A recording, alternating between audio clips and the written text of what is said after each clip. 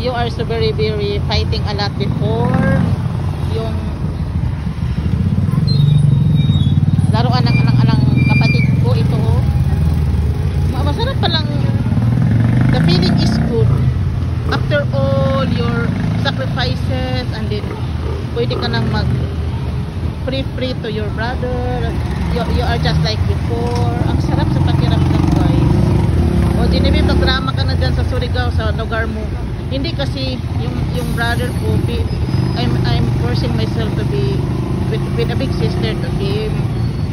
Okay lang naman sa akin kasi they are not a sister of him. Yung sa kanya lang naman maintindihan namin siya kasi siya na daw yung pinaka poor. Hindi naman ako mayaman, guys, but anyway, na-prosper ko yung pagka-ako because of the trials. Ito nga yung paaralan na kung saan nag-graduate ako dito pagka high school. Andito pa buhay na buhay. Yung nanay ko, ang tanda na nun.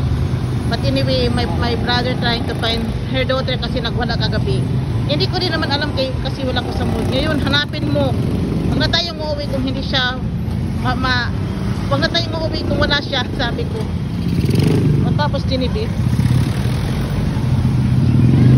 nagwala kagabi. O anong dito kasi din siya nag-aaral pala, high school na pala ang anak niya. Wala kasi akong anak eh.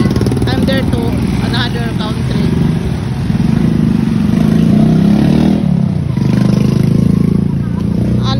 Yung parang my feelings now is masarap sa pakiramdam.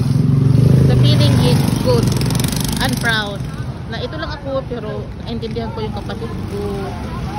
Ito kasi yung paralan ko long time ago. I'm so poor also like them. Guys, dito na lang ako. Maraming salamat.